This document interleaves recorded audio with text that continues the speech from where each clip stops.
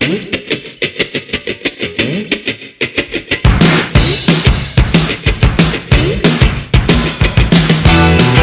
know when to go out, know when to stay in.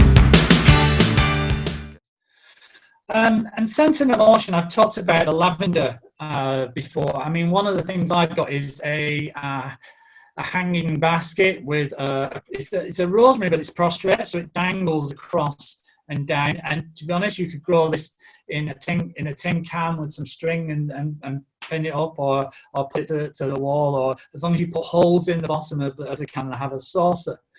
But there is scent is very emotive. So there's a theory called the Proustian theory. You may or may not have heard it.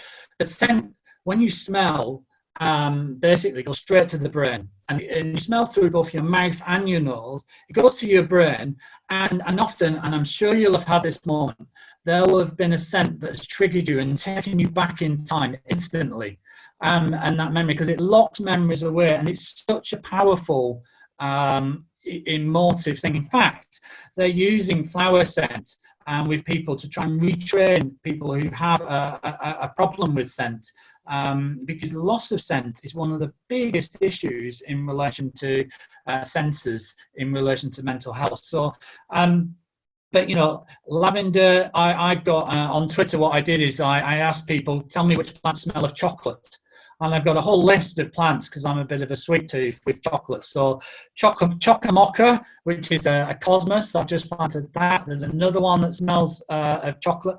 Oncidium sherry baby, if you've got a little place indoors, is an orchid that when flowers smells of chocolate.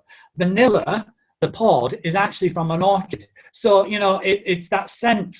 And I think if you're wanting your well-being, there's an element of happiness and balance which links to well-being. So if you choose scents that you make you happy, then it will enable some of those things to sort of make you feel better.